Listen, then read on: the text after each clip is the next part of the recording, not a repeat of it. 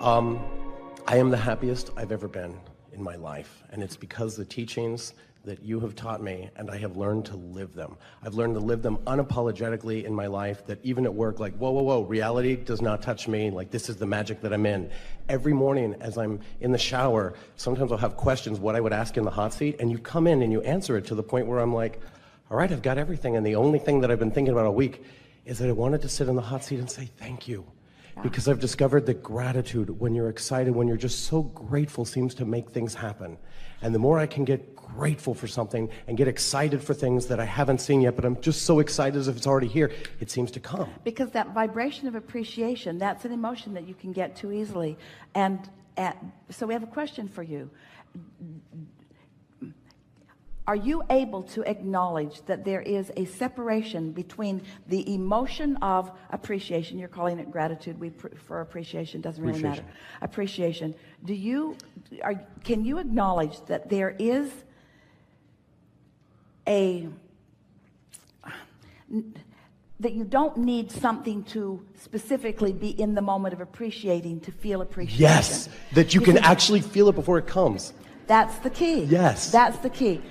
I don't need a motive to appreciate. And in not having an ulterior motive, in just getting there, then the world is your oyster. Everything will flow to you easily, and is. Someone sat in this hot seat once, and I was listening to them in the car, and they were asking for, somehow you gave a rampage about a BMW. And at the time I was like, oh, that would be neat. And so I pretended, and I got to the point where it felt like it. And then sure enough, I find myself a few months later in like, wow, I didn't even want it. It just kind of, I did want it. It just kind of showed up. How can you not? How can you not go into that rampage and imagine sitting and it just shows up and not, anyway.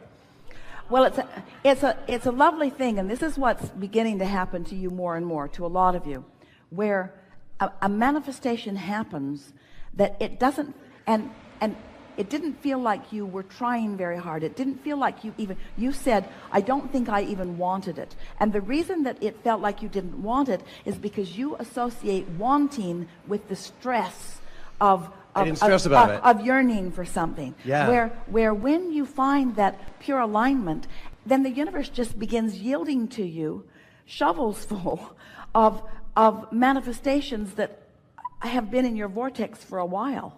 In other words, it's such a lovely thing to have been just looking for fun and looking for clarity, not looking for a BMW, looking for fun and looking for clarity, not looking for a beautiful house in the snow, looking for fun and looking for clarity, looking for fun and looking for clarity, and finding fun and finding clarity, and finding fun and finding clarity, and finding fun and finding clarity.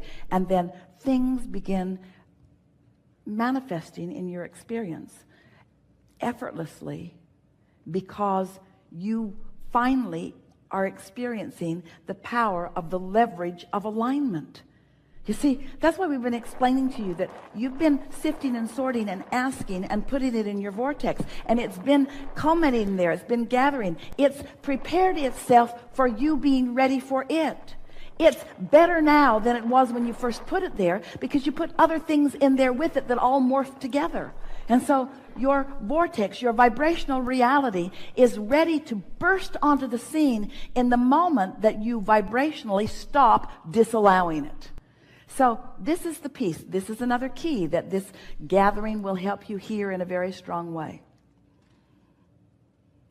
Humans often think that if they've got their sights on something, that they must find a way to think about that, think about that, think about that, think about that, think about that, think about that, and rein it in like a fish on a line. It's not like that at all.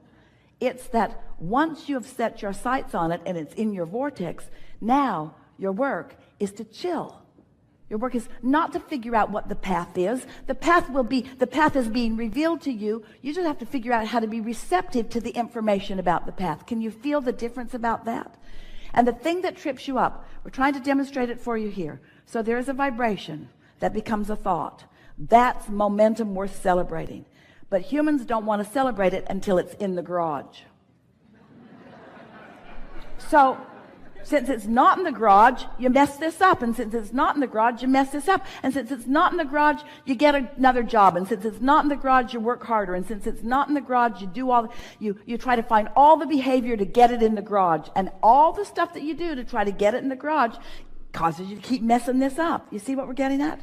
So if you can just find things that are easy to feel good about, then everything that you want will come into full fruition. You'll find it all in the garage. When you find it in the garage, and for me, I almost made a wish, just like I had seen people lose weight, and it gave me the like, wow, if they can do it, I can too. Yeah.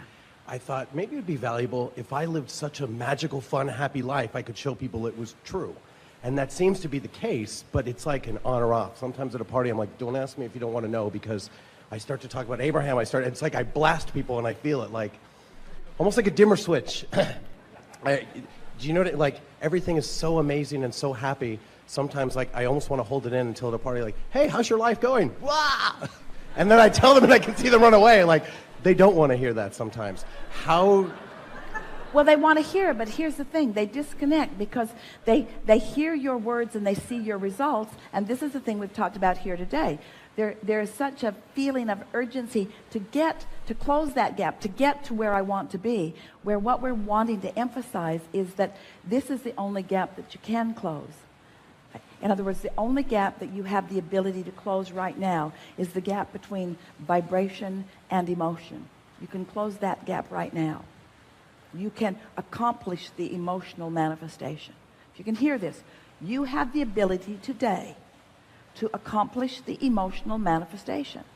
And if you do it and do it and do it and do it and do it and do it, law of attraction will take you all the way to the fulfilling culmination of everything that you want.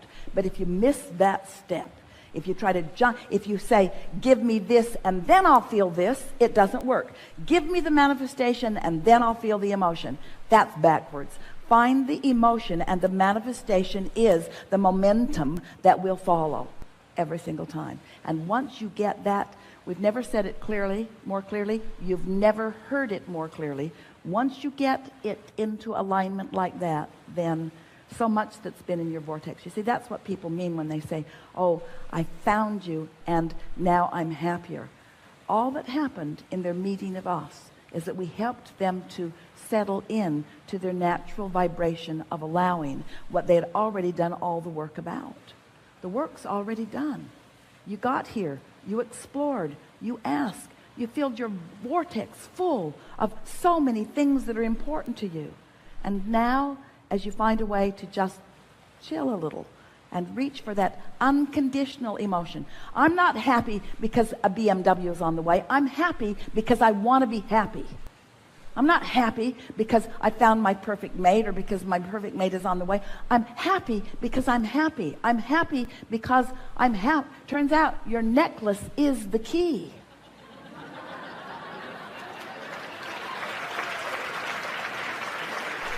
I'm happy.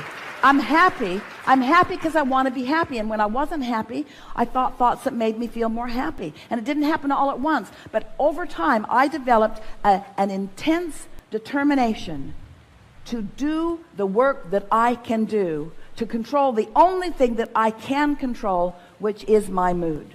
And now you understand the physics behind it. You know that vibration is turning into thought and emotion is right there with the thought. And that's the manifestation you're reaching for. And if you will leave it at that, if people say, what do you want? You say, I want to be happy. And they say, well, what makes you happy? And you say, being happy. And they say, you're a nutcase. Yes. Yep. Yep. Crazier I am, the happier I am. The less I face reality, the happier I am. I'm happy. I'm happy. I'm happy. And then just remind yourself, when you feel happy, say it to yourself, I feel happy. I feel so good. I feel happy. At first it surprised Esther because she didn't ever expect to be happy again after Jerry made his transition. One day she said, I'm happy. And then she said, I'm sorry. Just for a minute, felt wrong to be happy. The conditions didn't seem conducive to happy. Sort of snuck up on her. I don't think I'm supposed to be happy under these conditions. You're supposed to be happy under all conditions. You're supposed to be unconditionally happy. That's what's natural to you, you see. And then the conditions will morph into all of the nuances, all of the details, all of the stuff that you've been defining. And how do I share that and not blast people? What do I... Well, when you feel it, you radiate it. But here's the tripping point for you. You don't want to be happy to elicit a response from them. You want to be happy. And you want the response from them to be none of your business, because it isn't any of your business, because you can't control. You don't know where they are when they meet you. Somebody who's not happy, meeting a happy person, it never goes well. It never goes well. All you do is remind them that they're not happy. And then I feel terrible about it, like, I pushed them further down. And then when you explain to them why you're happy, that makes it even worse. It's like an indictment of what they're not doing. Right. And then they resent you. They wish for your demise. Yeah, I would say jealousy. I feel it all around me. And sometimes people are like, oh, well, how long is that going to last? And I think, oh, God, but I think I found something sustainable. I think I can make it last. What eventually happens as your happiness is something that you're consciously aware of, yes, and consciously accomplishing, then law of attraction begins to surround you with more and more people who understand that. But remember, the most significant thing that we said to you today, which is the most significant thing to this point that we've ever said to anyone, is that your relationship, the relationship is between you and your source. We've said it before, but you've never heard it so clearly. That's the relationship that you're seeking, because that's what happy is. Happy is letting all the barricades down and letting yourself radiate who you truly are, because who you truly are is happy. Because who you truly are knows who you are, knows your value, knows your heart, knows who you are, knows why you came, knows what you are about, knows the eternal nature of your being, adores you. Who you are is happy, happy, happy, because who you are is in alignment with Source, with all that is good. It just doesn't get happier than happy. In other words, that's who you are. That's who you are. And appreciation. I am a being of appreciation, and I appreciate this work and knowing this. So let's square this up. If I'm happy and then thoughts of appreciation occur to me, really good unfolding of the path. If I'm not happy and I try to find something to appreciate to get happy, doesn't go as well, does it? So do you accept that you wake up and that when you wake up you have the potential of being happy? Try it. You'll like it. Try it. See what happens. Give it a go. Give it a week or 2 or 3 or 4. You've been doing it, and watch what happens. Watch what happens. Watch the way the world begins to revolve around you. Because when you get happy, what isn't happy can't come near you. And if something that's not happy is coming near you, you're not as happy as you think you are.